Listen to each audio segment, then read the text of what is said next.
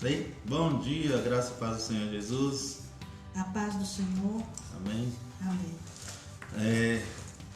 Deus é bom e nós estamos aqui, né, mais um dia, dando continuidade ao nosso estudo da palavra do Senhor, né, que Deus nos recomenda a meditar na sua palavra, né, dia e noite, meditar no Senhor, meditar na palavra de Cristo, para que sejamos fortalecidos, para que nossa alma não se disperse com sentimentos, quando a gente que a alma ela pode se deixar levada pelos sentimentos, pelas coisas que a gente vê, e aí a gente fica aflito pelo que a gente vê, mas a Bíblia o Senhor quer que nós andemos por fé e não por vista, né? Se a gente andar por vista, a gente vai ter sérios problemas aí.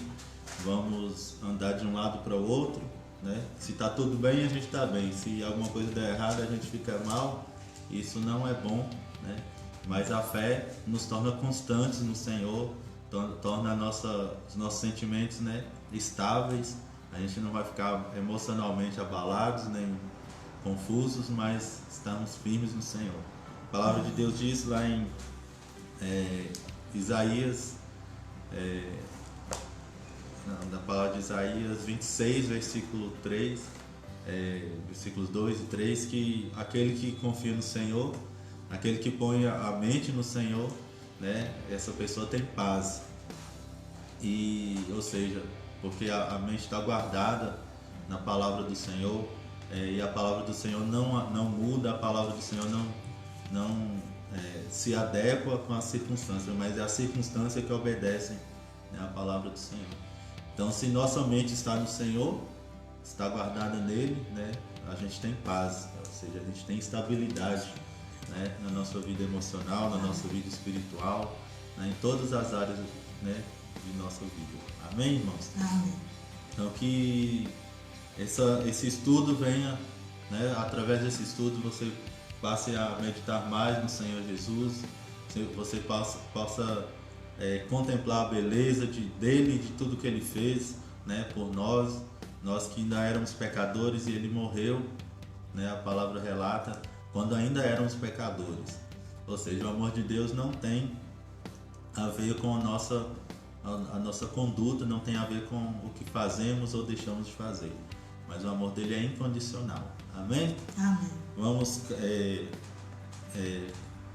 convidar, né, que o Espírito Santo venha tomar nossas mentes, venha nos revelar a palavra, né, mais uma vez, em nome de Jesus. Pai querido Santo, obrigado por essa manhã, obrigado pela a beleza da tua santidade, a beleza da tua glória, a beleza do teu amor por nós.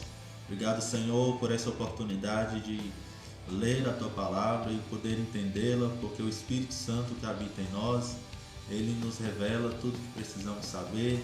Ele revela os mistérios que estavam escondidos, mas que nós, como filhos, temos o privilégio e o direito de conhecer, porque temos um Pai maravilhoso que quer e fez tudo para se aproximar de nós, para que nós sejamos reflexos de sua glória, para que tenhamos uma vida em liberdade, uma vida perfeita em Cristo.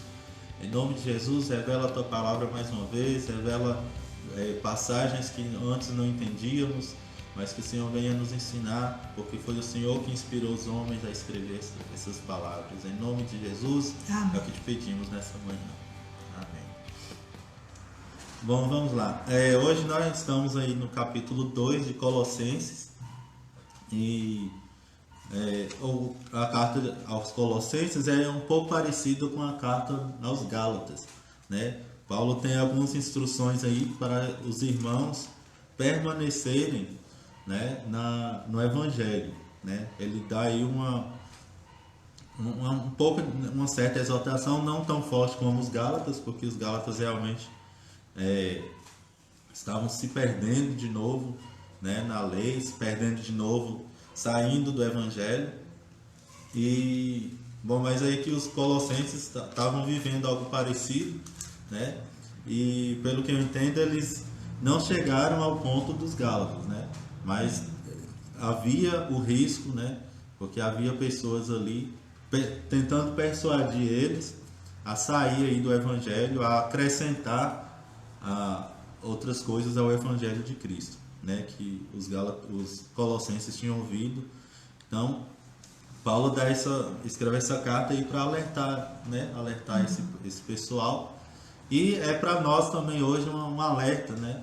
Nós que vivemos num país de, né, tanta mistura de culturas, a religião não é diferente. Então há muita mistura, né? O Evangelho aí está muito misturado e nós precisamos voltar para a palavra de Deus e ver o que ela diz, né? O que é realmente o Evangelho. Então temos aí essas cartas, né? A de Gálatas que a gente acabou de estudar, e temos a de Colossenses também, que nos alerta a permanecer, né, no Evangelho puro de Jesus Cristo. Bom, terminamos o capítulo 1. O capítulo 1 termina, né, Paulo dizendo que, né, ele está se esforçando aí, no sentido de ele está se esforçando para que eles permaneçam, né? Nós está esforçando para que os colossenses entendam o Evangelho e permaneçam nele. Então Paulo não mediu esforços para levar o Evangelho a esse pessoal, né? E ele quer que eles permaneçam, né, no que eles foram ensinados. E aí ele continua aqui no capítulo 2, dizendo a mesma coisa no início. Porque quero que saibais quão grande combate tenho por vós, e pelos que estão em Laodiceia, e por quantos não viram o meu rosto em carne, para que os seus corações sejam consolados, e estejam unidos em caridade, ou em amor, e enriquecidos da plenitude da inteligência, para conhecimento do mistério de Deus, Jesus Cristo, né? Cristo, em quem estão escondidos todos os tesouros da sabedoria e ciência.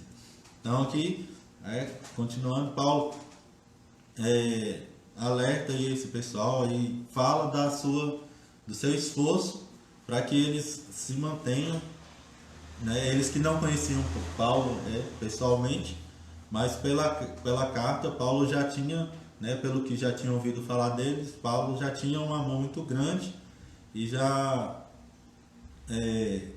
sabia, né, da fé deles. Ele vai falar um pouco aqui adiante. Então Paulo ali está, né, falando que a oração dele, o desejo dele, né, no versículo 2, é que os corações sejam consolados. Ou seja, durante esse período, né, de grande tribulação, de grande perseguição aos cristãos, né, e quantas coisas né, outras pessoas vinham falar, vinham tentar tirar eles dessa fé, vinham a colocar fermento aí na doutrina que eles receberam. Então Paulo está ali, né, através dessa carta, Paulo está consolando eles para que eles permaneçam na fé, né, que eles sejam unidos em amor, permaneçam unidos, né, que Paulo já tinha ouvido que eles, né, eram um povo assim que o amor já estava, fruto do amor já estava visível na vida deles, e para que eles também sejam enriquecidos da plenitude da inteligência, né? Como eu falei na semana passada e como diz o capítulo 1, isso aí está falando da inteligência que vem de Deus, né? Da sabedoria que vem de Deus, né? Não a sabedoria humana, né? É muito comum as pessoas estudarem teologia, não estou dizendo que é algo ruim, mas a motivação é que a gente deve prestar atenção, né? Porque teologia significa o estudo de Deus. Então é aquela ideia de que o homem pode estudar Deus, e eles fazem isso através, né, de estudos bíblicos, claro, mas também de história. Então meio que misturam algumas coisas aí, e então deve-se tomar cuidado com qual curso de teologia a gente faz, e porque para se basear na inteligência humana, nós não vamos sair do lugar, né? Vamos ter uma imagem errada de Deus. Então o que precisamos assim como Paulo orou, e o desejo de Paulo para eles, sejamos enriquecidos da plenitude da inteligência, para o conhecimento do mistério de Deus. E qual que é o mistério de Deus? O próprio Cristo, né? Então, a vontade de Deus é que a gente conheça a Jesus Cristo, que a gente conheça aquele que Ele enviou, né, para nos salvar. Então, e em Cristo, Paulo diz, né, estão escondidos todos os tesouros da sabedoria e da ciência. Ou seja, quanto mais a gente recebe a sabedoria de Deus para conhecer a Cristo, e Cristo é a própria sabedoria de Deus. Ou seja, então eu volto a falar, porque dele, por ele e para ele são todas as coisas. Então o próprio Deus nos capacita com sabedoria, e se nós estamos em Cristo, nós temos a própria sabedoria de Deus.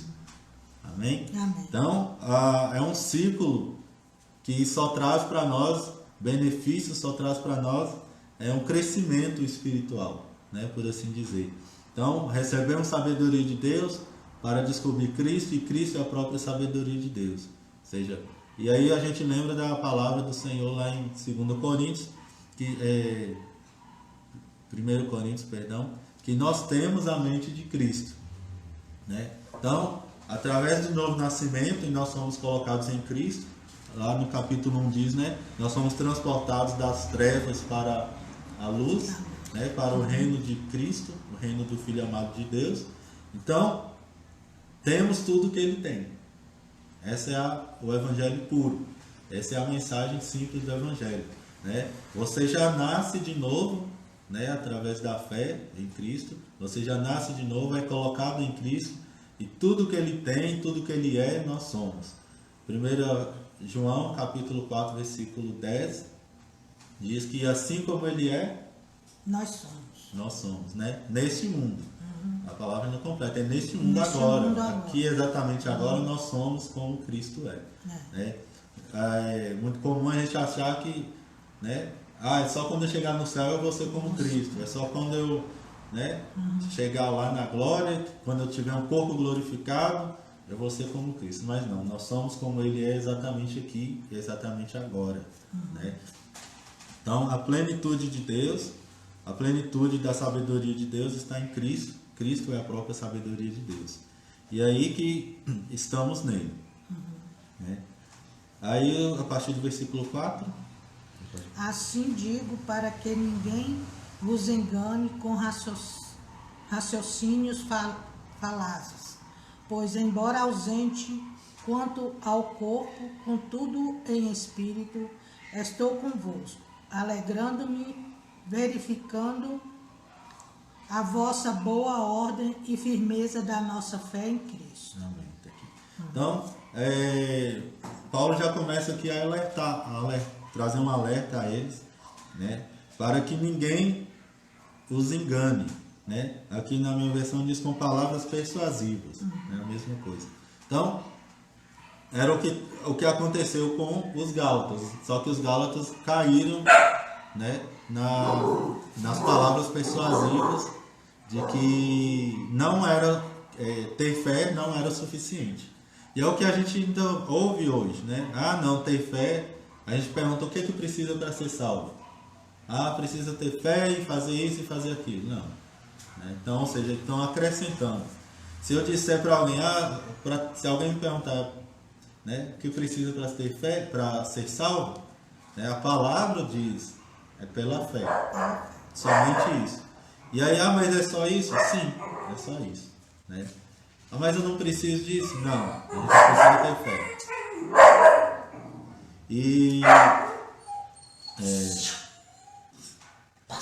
E aí, só que no caso dos Colossenses, né, eles ainda eles não tinham de fato caído na falácia deles, né, mas eles estavam ali, Paulo trazendo alerta, cuidado para que ninguém te engane, né, vos engane, né, porque ainda que esteja ausente quanto ao corpo, contudo em espírito estou convosco, regozijamos em vendo a vossa fé e a firmeza da vossa fé da vossa ordem e a firmeza da vossa fé em Cristo. Né? Como ele falou no capítulo 1, os colossenses estavam já, né, frutificando em amor, frutificando nas boas obras, resultado da salvação. Né? Então eles foram salvos, reconheceram isso E então o fruto começou a brotar, né? Eles não estavam, eles tinham entendido que as obras são consequência da salvação. E é o que né, o Evangelho diz. As obras são consequências da salvação e não o contrário. E aí ele termina. Aí ele fala no versículo 6: Como, pois, recebestes o Senhor Jesus Cristo, assim também andai nele. E como é que foi que receberam Jesus? Pela fé. Pela fé. Né? Assim como lá em Gálatas, Paulo diz o seguinte: Gálatas capítulo 3, ele começa: Ó insensatos Gálatas, quem vos fascinou para não obedecerdes à verdade, a vós, perante os olhos de quem Jesus Cristo foi evidenciado como crucificado entre vós? Só quisera saber se de vós recebeste o Espírito pelas obras da lei ou pela pregação da fé? Sois vós tão insensatos que, tendo começado pelo Espírito, agora acabeis agora pela carne? Então, a mesma coisa Paulo diz aqui para os Colossenses: assim como recebestes o Senhor, assim também andai nele. Ou seja, como é que recebendo o Senhor? Pela fé ou pelo Espírito, que é a mesma coisa, o Espírito da fé. Né? O Espírito Santo ministra a fé. O Espírito Santo é aquele que nos leva a crer. Né? Ou seja, se começamos pelo Espírito, se começamos pela fé, vamos continuar pela fé. Né? Não é a gente começar pela fé e terminar nos aperfeiçoando pelas obras. As obras não nos aperfeiçoam enquanto pessoas espirituais. Nós já nascemos perfeitos em Cristo. Né? As obras só evidenciam, só acompanham o que nós já somos. Né?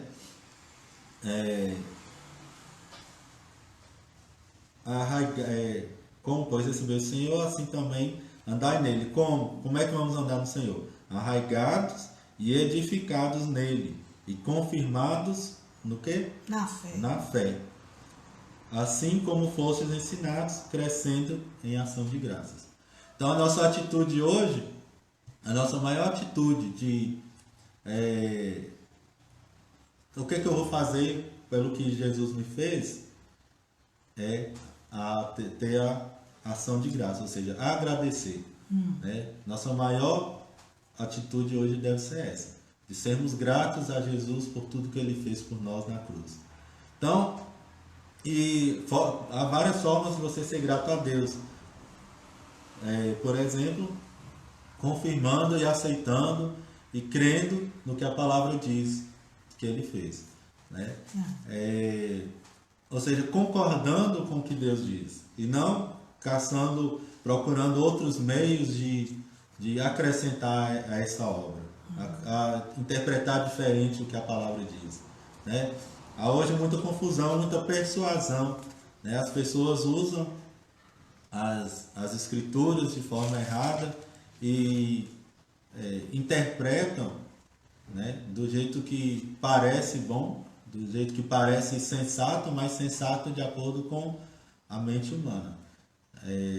Parece, né, aceitável de acordo com o que a carne deseja. Porque a nossa carne ela é extremamente religiosa. A nossa carne quer merecer as coisas de Deus, quer fazer e aí receber e bater no peito, né? Não, foi eu que consegui. Né? Mas aqui não. Aqui o que Paulo está dizendo é que devemos continuar no Senhor, arraigados, ou seja, firmados, enraizados nele. Né? Não abrir mão do que a palavra diz, não abrir mão do que a nova aliança diz. Né? É isso que precisamos, ser edificados nele, confirmados na fé. Então a nossa fé vai confirmar, né? A gente usar a nossa fé para confirmar tudo que já foi feito, né? Tudo que já está consumado a respeito da obra de Cristo e a respeito da obra de Cristo em nós. Assim como fossem ensinados. Então é praticamente o mesmo. Aqui Paulo é mais como conselho. O Gálatas ele já foi exaltação, porque os Gálatas já tinham, né, se corrompido aí no entendimento. Então Paulo aqui com os Colossenses está mais eu vejo mais como um alerta, né? Aqueles, né, não se deixem enganar. Então, tende cuidado para que ninguém vos faça presa sua, por meio de filosofias e vãs sutilezas, segundo o que? A tradição dos homens, segundo os rudimentos do mundo e não segundo Cristo.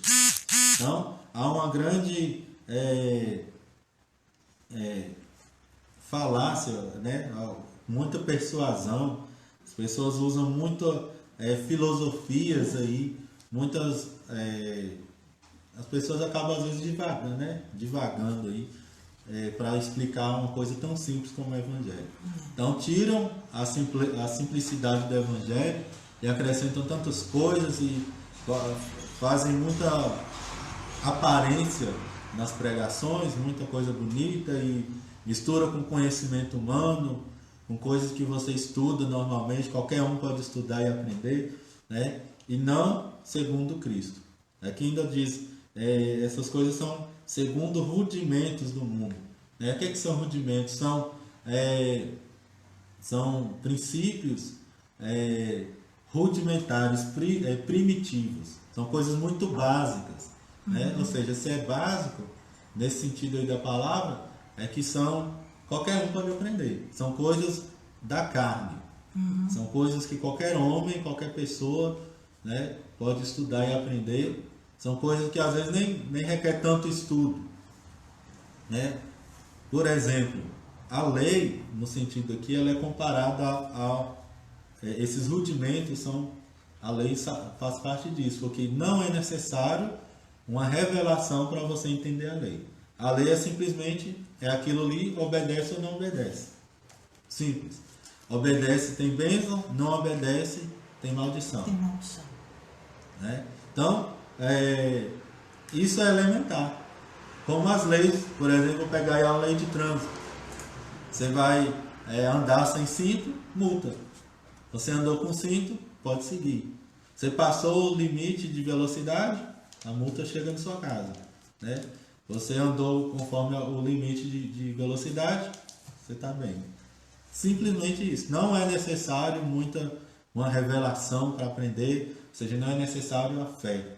Né? Não é necessário ter fé para seguir essas filosofias, essas sutilezas aí que são rudimentares, que são de acordo com o mundo.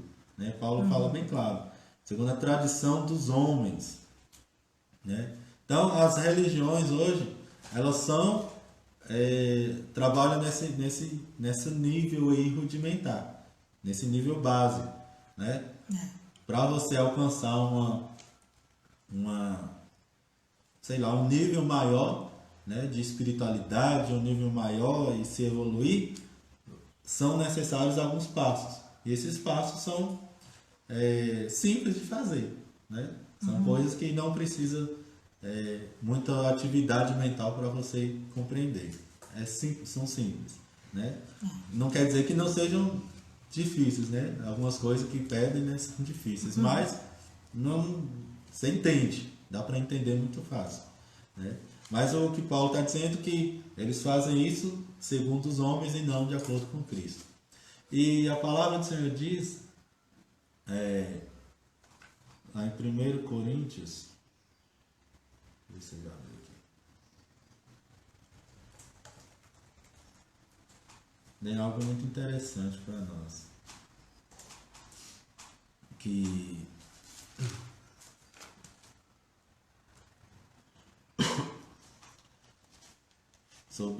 Tem algo interessante aqui que Paulo diz sobre o Evangelho, que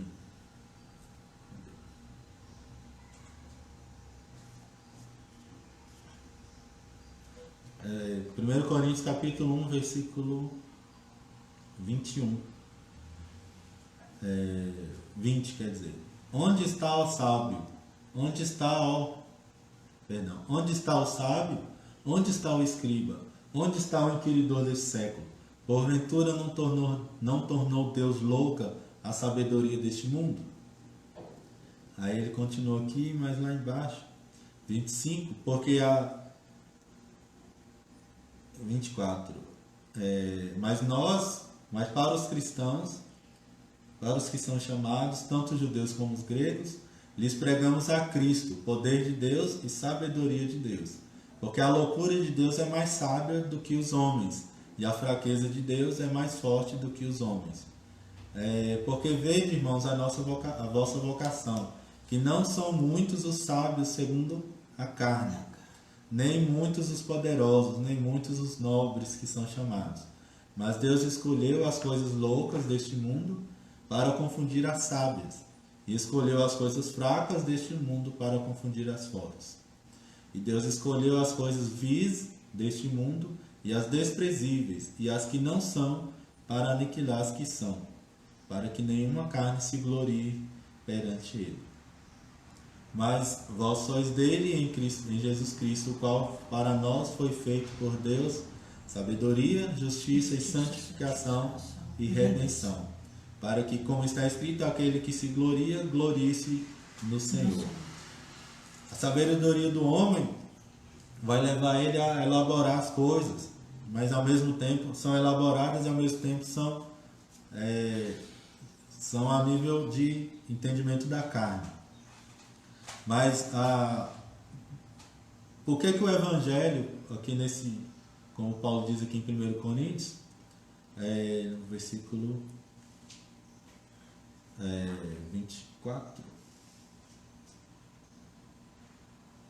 23, nós pregamos a Cristo crucificado, que é escândalo para os judeus e loucura para os gregos. Por que o Evangelho é loucura? Porque o homem, pela carne, ele vai esperar cumprir passos. A ideia da carne aí, do Evangelho misturado, é eu cumprir alguma coisa para merecer o favor de Deus. E Jesus vem com um Evangelho que realmente, de acordo com o mundo, é totalmente loucura. O mundo, por exemplo, você quer subir na vida, você quer ser poderoso financeiramente, por exemplo, você tem que batalhar, você tem que esforçar, você tem que dar o seu melhor. Ou seja, você fazer por onde. Você quer ser rico, o mundo diz, vai lá e trabalha, faz isso, faz aquilo. E agora Cristo vem, e isso eles se aplicam também, para a parte espiritual. Você quer ser salvo, você quer ser abençoado, se esforce para isso. Então a sabedoria do mundo vai de acordo com esse pensamento. Eu só consigo alguma coisa se eu fizer por onde. Se eu fizer alguma coisa, isso mesmo. Aí vem Jesus e diz que se entrega. Aí a Bíblia vem e diz que o Evangelho é Jesus se entregando por nós, e nós, crendo nele apenas pela fé, recebemos tudo. Então isso realmente é uma loucura para a mente humana, é uma loucura para o mundo. Como é que posso eu não fazer nada e me tornar tudo?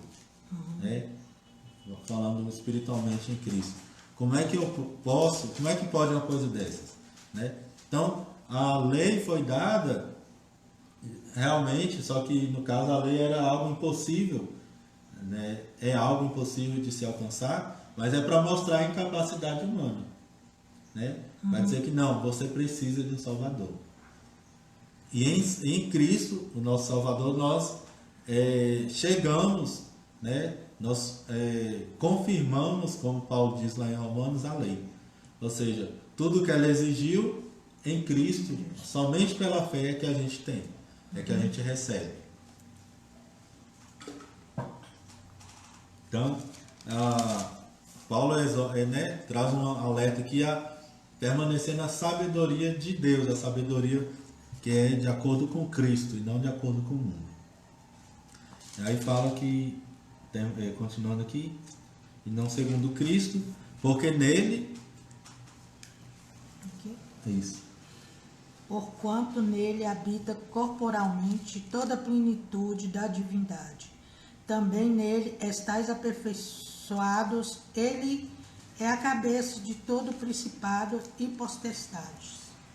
nele também fostes circuncidados, não por intermédio de mãos, mas no despojamento do corpo da carne, que é a circuncisão de Cristo. Isso. Então, aqui no versículo 9, Paulo repete o que ele falou lá no capítulo 1, versículo 19.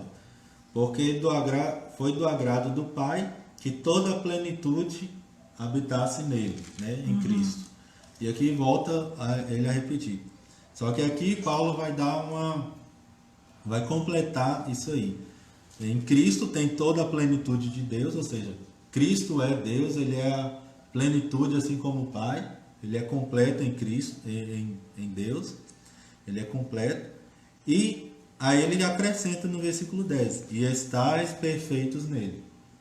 Ou seja, se Cristo é a plenitude de Deus e nós estamos em Cristo, o que quer dizer? Nós temos a plenitude de Deus em nós. Né? Então, vemos aí muitos movimentos aí, né, cristãos, né, dizendo pedindo, né, aquela questão da busca por mais de Deus, mas a Bíblia está dizendo que a plenitude, ou seja, tudo que Deus é já está dentro de nós. Queremos mais poder de Deus, mas todo o poder de Deus já está em nós. Né? A falta de entendimento, a falta de compreensão do que é a nova aliança, a falta de compreensão da nossa própria identidade em Cristo é que nos impede de usufruir, nos impede de andar nessa plenitude. Né? Então, eu costumo muito usar um exemplo. Às vezes a gente sai, né, tá com pressa, tem que sair, tá atrasado, e aí tem que fechar a porta e quando vai procurar cadê a chave? E procura a chave para cá e procura para lá e não acha. E aí abre gavetas, olha debaixo da cama, perde o maior tempo procurando essa chave. Mas aí de repente, quando bate a mão no bolso, a chave estava lá. Né? Então, isso que tem acontecido com muitos cristãos. Estão procurando, né, a chave para o poder de Deus, a chave para a bênção financeira, a chave para a bênção amorosa, mas a plenitude de Deus está dentro do crente. Né? E aqui diz, nós estamos perfeitos nele. Então o Pai não está querendo te aperfeiçoar, ele já te aperfeiçoou. O Pai não quer que você se torne simplesmente uma pessoa melhor, você já é uma nova criatura. Né? E o que falta é a gente entender e aceitar isso. Né? Entender, como é que eu vou entender? Renovando a mente pela palavra, pelas palavras aqui, por exemplo, do apóstolo Paulo. Que Paulo foi o que teve a revelação desse mistério de Deus. Né? Como ele diz no capítulo 1, o mistério de Deus, que é o mistério que foi escondido desde, né, todas as gerações, mas que foi revelado, que é Cristo em nós, a esperança da glória. Então, Cristo está em nós, né? Onde nós estamos, Ele está. Ele não vai se separar de nós. Né? Essa é uma aliança perpétua, né? Eterna. Então, se Cristo é a divindade, Cristo e tem a plenitude de Deus, nós estamos nele, nós também temos. Né? Ou seja, nós temos Cristo, nós temos tudo o que precisamos. Assim como diz 2 Pedro, capítulo 1, versículo 3, visto como seu divino poder nos deu o quê? Tudo o que diz respeito à vida e à piedade. E como é que vem isso? Pelo conhecimento daquele, ou seja, de Cristo, que nos chamou pela sua glória e virtude. Então, nós já temos tudo que precisamos para a nossa vida, e para a nossa vida como pessoas piedosas, ou seja, como santos do Senhor, nós já temos. E isso não vem por nosso esforço, isso vem como herança, isso vem por estarmos em Cristo. Né? Não tem como você estar em Cristo e estar faltando alguma coisa. Né? Se posso dizer que está faltando é a compreensão disso. O que está faltando é entender e aceitar, né, pela sabedoria de Deus, né? A sabedoria de Deus é mais do que o homem, é maior do que o homem, como diz a palavra. Então, aqui também Hebreus capítulo 10, versículo 14 diz que por um só sacrifício Cristo nos aperfeiçoou para sempre, né? Nós que somos santificados, que fomos separados, Cristo já nos aperfeiçoou para sempre. É isso que diz a palavra. Então, permaneçamos nisso, né? Permaneçamos e vamos manter firme a nossa fé nessa palavra. Não precisamos buscar mais de Deus, nós já temos Deus, né? Nós já temos a plenitude de Deus em nós. Essa é a verdade pura e simples do Evangelho.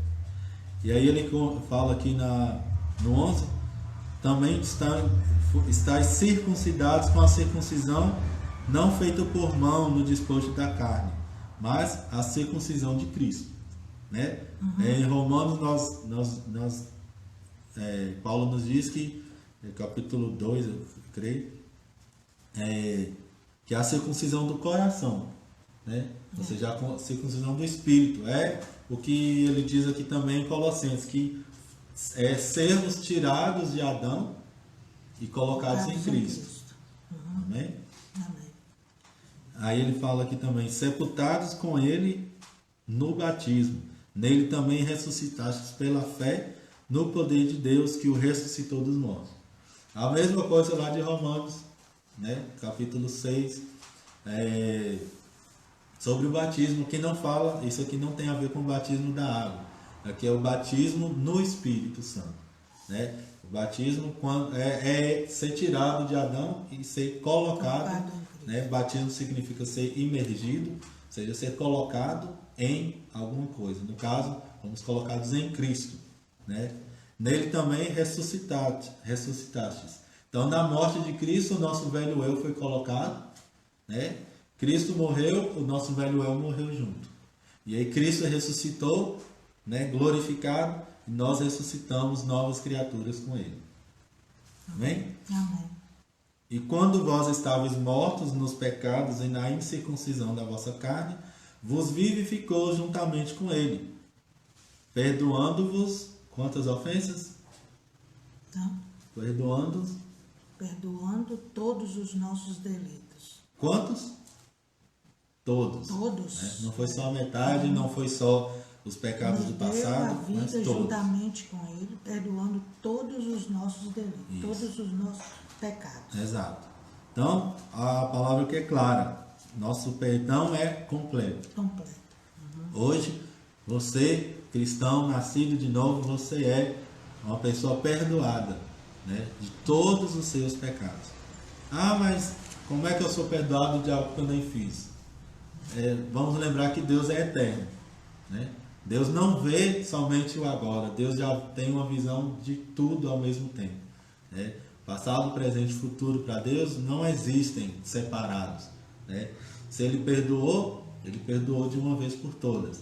Não tinha, e o perdão só vem através do sangue, né? Não há perdão, sem sangue não há remissão de pecados. E Cristo só morreu uma vez, né? E a obra foi completa, ou seja, foi suficiente. Ele não vai morrer novamente por cada pecado que a gente fizer, né? Cometer.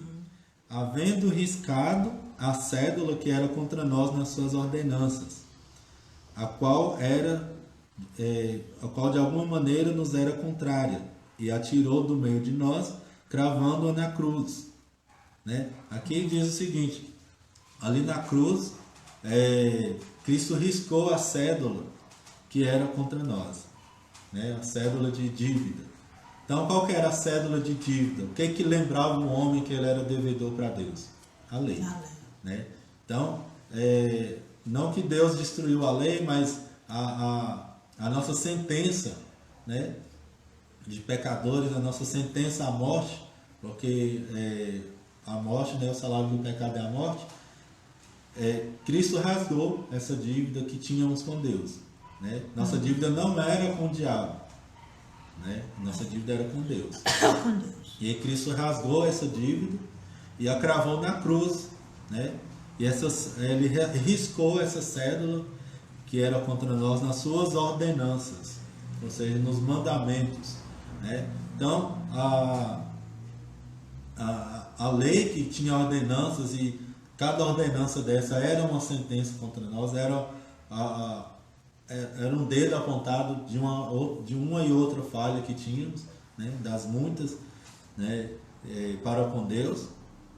E ele fez o quê? Cravou e tirou ela do nosso meio, né? Ela estava no meio do homem. Aliás, ela está sem nascer de novo. Essa cédula está. Ainda continua, né? Ainda né? continua condenando. Mas em Cristo nós recebemos a absolvição, né? Ou seja, é tirado do nosso meio, é tirado da nossa consciência, né? Essa dívida, cravando-a na cruz e despojando os principados e potestades, os expôs publicamente, e deles triunfou em si mesmo. Ou seja, os principados, as potestades, o diabo, né? E seus demônios que trabalham para nos acusar, né? E o que ele faz para nos acusar? Usando a lei ou formas da lei, né? Não só da lei de Moisés, mas hoje existem leis cristãs, princípios cristãos, coisas do tipo, que nos apontam as falhas, né? Talvez não tenhamos aí a ideia de cumprir a lei mosaica, mas temos um sistema religioso, né? E aí que o diabo usa isso para nos manter em escravidão, nos manter em condenação, né? Só que Deus, em Cristo, despojou os principados dessa lei e os expôs ao ridículo, ou seja, triunfou sobre eles, né? Os expôs publicamente, ou seja, ali na cruz, para que todos vejam, Cristo, pela morte, né? Olha aí a sabedoria de Deus, né? Cristo que foi feito fraco, que foi feito, né, como ser humano, mas ali naquela morte foi o triunfo dele. Foi a vitória de Cristo sobre todo o principado, toda a potestade, sobre o pecado, sobre a lei, né, nos resgatando da lei, perdão. Então, tudo, toda a sabedoria de Deus foi mostrada ali em Cristo, né? A sabedoria do homem quer que Deus faça justiça matando ou punindo os errados, os pecadores. Mas a sabedoria de Deus faz o contrário. O próprio Cristo, né, que é Deus, se fez homem e ele fez justiça morrendo e não matando. Amém? Amém. E aí, tendo a consciência de que fomos libertos da lei, fomos libertos do diabo, Paulo nos aconselha no versículo 16: portanto, ninguém, pois, vos julgue por causa de comida e bebida, ou dia de festa, ou lua nova, ou sábados, porque tudo isso tem sido sombra das coisas que haviam de vir, porém o corpo é de Cristo. Isso. Então olha aqui, tendo a consciência do que Cristo fez, tendo consciência da nossa liberdade, não nos deixamos levar pelas coisas que as pessoas digam, que vêm nos julgar, né? Em questão de comida, ou em questão de bebida, ou em questão de festas. Então aqui a gente vê uma mistura, né, da lei judaica que pregava, que tinha a questão de obedecer e cumprir dias de festas e os sábados, com a questão de não beber isso, não comer aquilo, que também, aliás, tem algumas partes da lei que diz sobre o que a gente pode ou não comer. Né? Então, aí Paulo diz, não, ninguém pode te julgar por isso. Né? Então, viva a sua liberdade em Cristo. Né? Nós não somos mais o resultado do nosso comportamento. Né? É o nosso comportamento que segue o que somos. Então, se alguém vem te julgar, você é crente, mas faz isso, você é crente, faz aquilo, né? Saia disso, saia desse pensamento, né? Saia do pensamento também, eu posso ou não fazer isso, posso ou não fazer aquilo.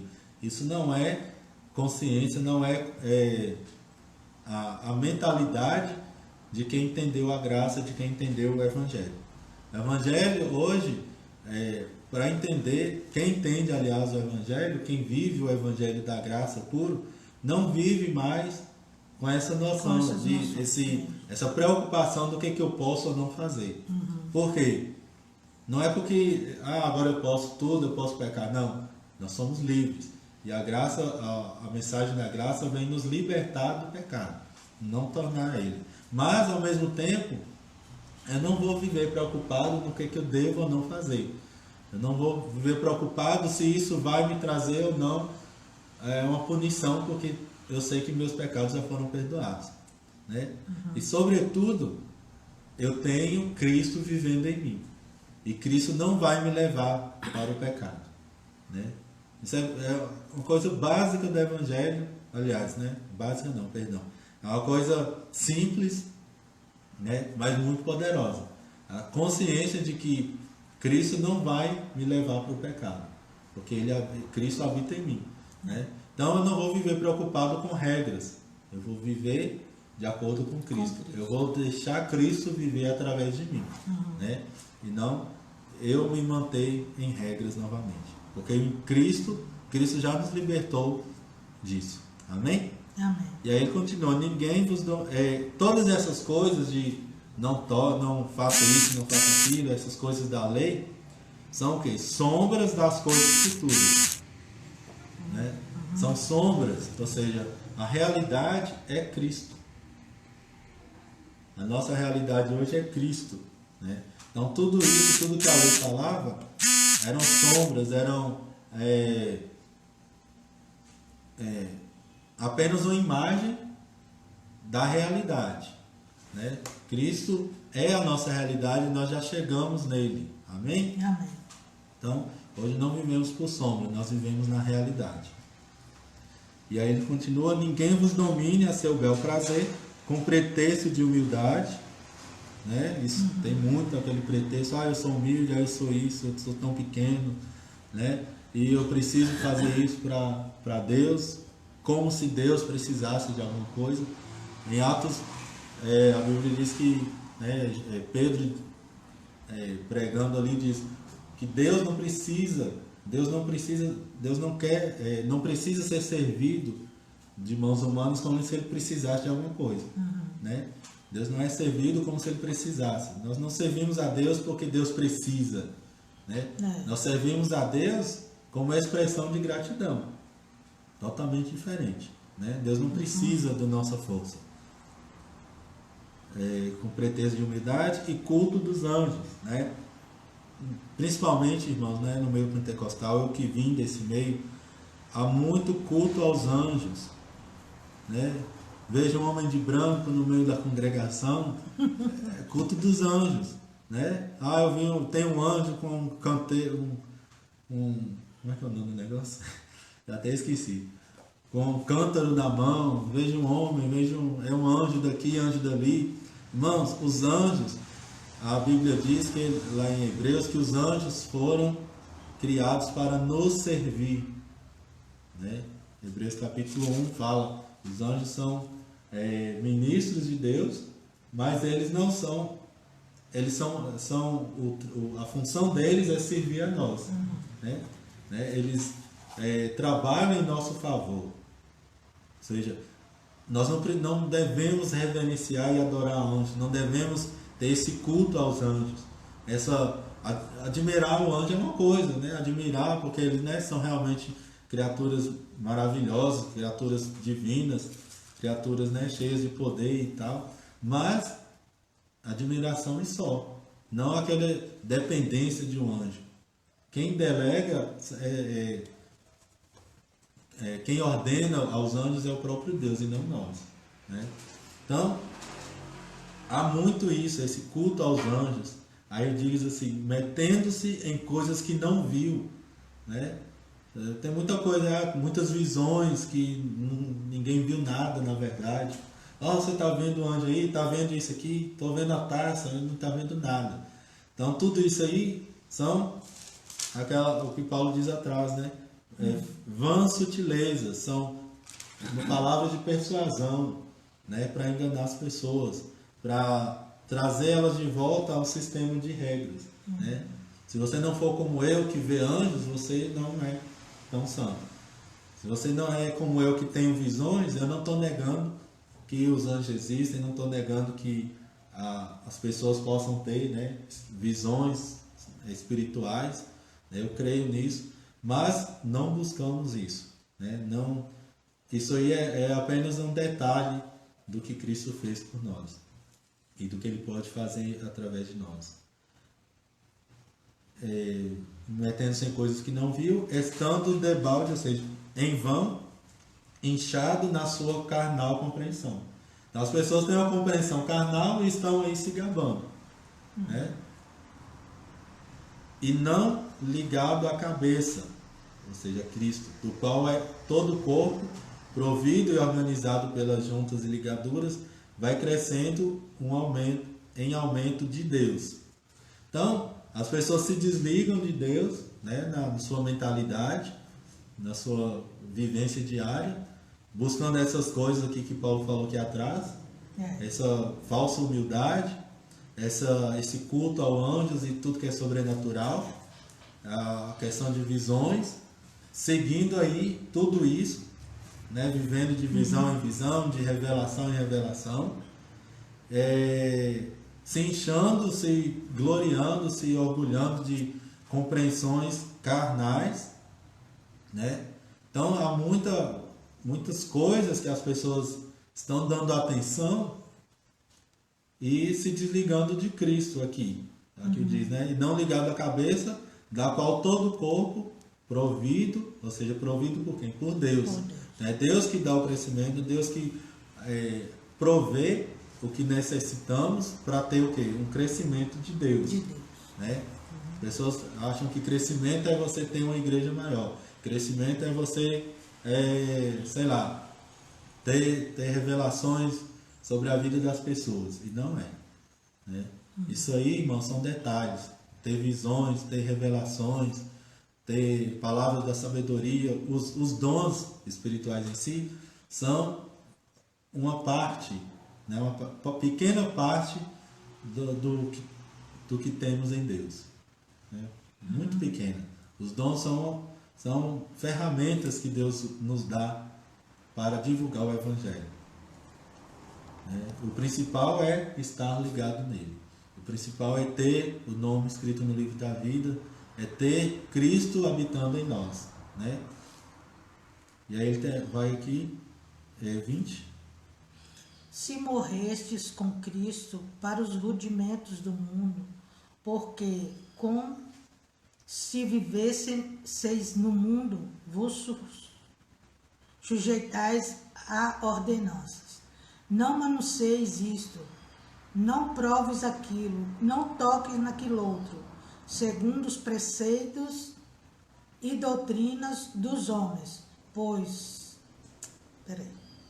segundo os preceitos e doutrina dos homens, pois que todas essas coisas com o uso se destrói. Isso. Aqui já terminando, o que Paulo diz? Então, se a gente já fomos mortos com Cristo, ou seja, o velho homem, o homem pecador, né? O nosso eu pecador já morreu com Cristo, e aí Paulo vai fazer o seguinte, o que ele quer dizer com isso? As coisas elementares, as coisas rudimentares, essas regras de não toque, não faça isso, não beba aquilo, não coma aquilo outro, são rudimentares. E essas coisas são para o homem carnal, são para o homem do mundo, os homens do mundo, né? Então, Paulo está ligando aqui essa ideia de leis e de regras ao homem carnal. E o que a palavra diz lá em Tiago? Acho que em Tiago. Que a lei é para os pecadores. Né? A lei é para mostrar o pecador. Então, Se a gente já morreu para isso, ou seja, o velho homem já morreu para isso, por que que Paulo alerta, por que está voltando para isso? Porque se está se metendo debaixo desse jugo, né? Porque ainda se carregam de ordenanças, né? Então, a vida cristã é uma vida de liberdade. A vida cristã é uma vida de total liberdade em Cristo. Nós não vivemos mais naquela, né, paranoia, será que eu posso isso, será que eu posso aquilo? Se a gente ainda vive com essa mentalidade, muito certamente ainda não compreendemos a graça.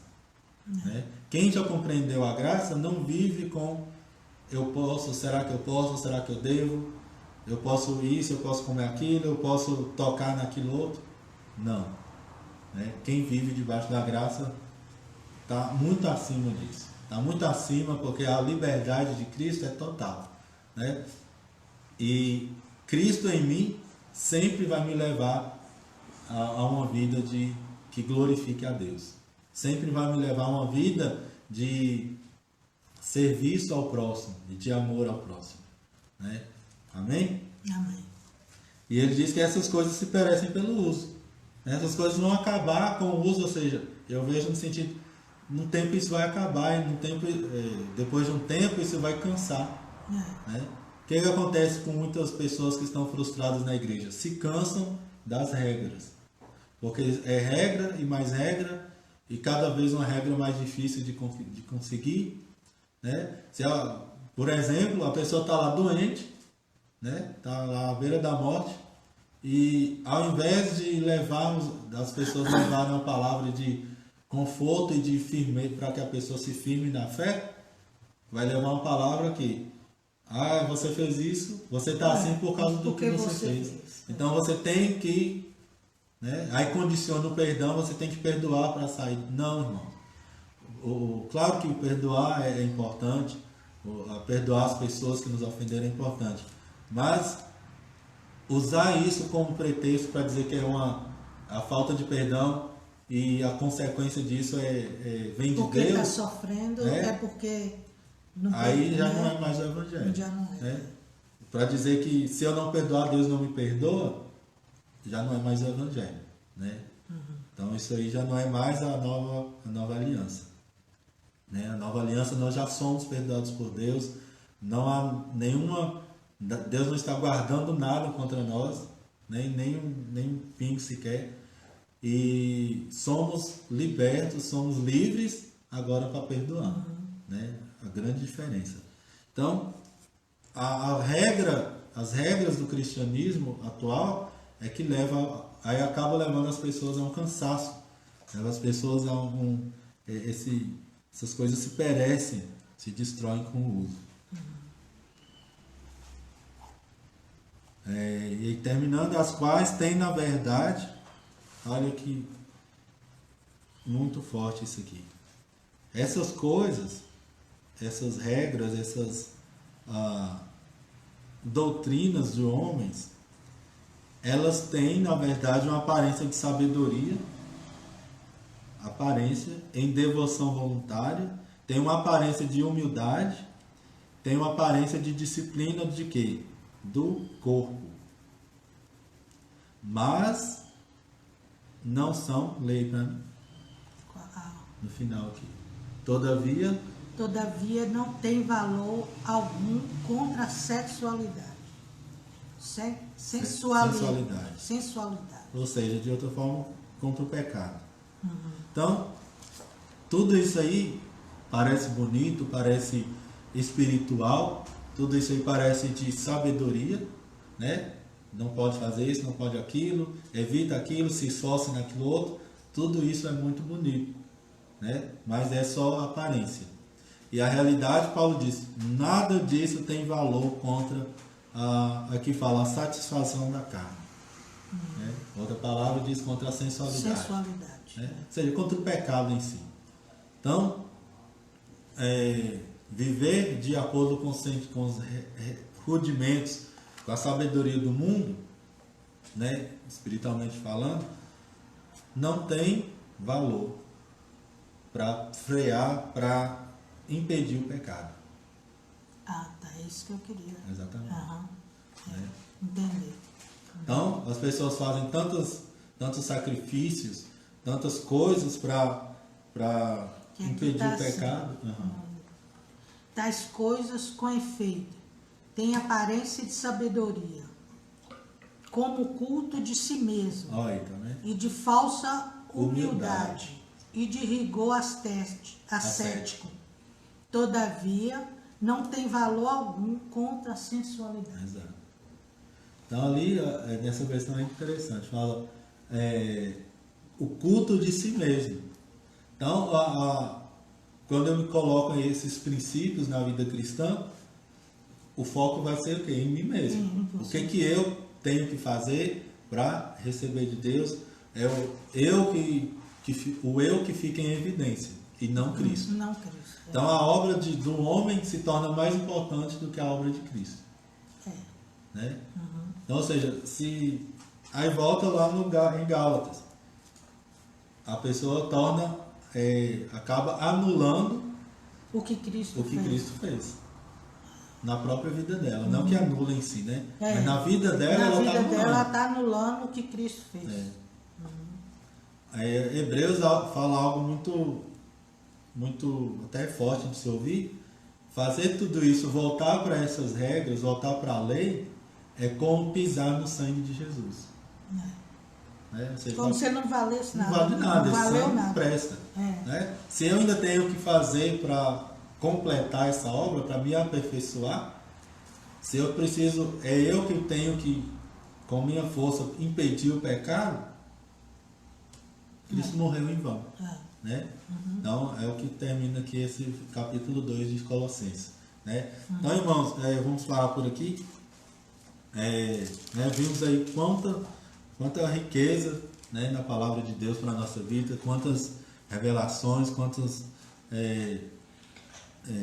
quanta palavra de edificação para nós. Né? E assim como Paulo alertou, eu alerto os irmãos também, né, a que permaneçamos na fé. Né? Guarde a sua fé pura e simples na palavra de Deus. O que Deus diz é a realidade. Né? E o que precisamos entender, sim, toda a Bíblia é para nós, é para nosso conhecimento, é para aprendermos sobre Deus, toda ela é proveitosa, assim como diz a palavra. Mas devemos saber separar, dividir, né? Saber manusear essa palavra, né? Saber distinguir o que é antiga aliança e o que é nova aliança. Saber que Cristo fez por nós vai nos tirar todo o peso, né, de querer agradar a Deus, né, que é impossível agradarmos a Deus por nossa força. Né? Para agradar a Deus é o que? Simplesmente a fé. A fé. Porque sem fé é impossível agradar a Deus. E a fé em quê? A fé em Jesus Cristo. Na obra que Ele fez. Amém? Amém. Então, guarde a sua fé, guarde a simplicidade do Evangelho e sigamos aí com o crescimento que vem de Deus.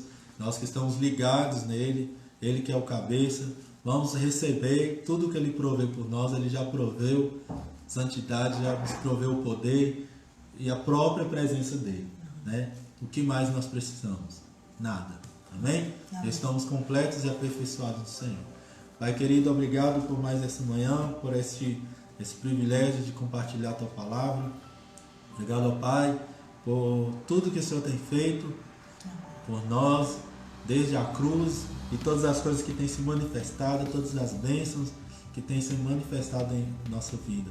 Pai querido, que todos que assistirem esse vídeo possam entender e permanecer na fé, possam chegar à fé em Cristo e nele permanecendo até o fim, para que vivamos na plenitude que Ele tem, na plenitude que Ele é em nós, né? Cristo em nós, a esperança da glória. Em nome de Jesus já pedimos e agradecemos a glória de Deus. Um abraço a todos e até domingo que vem.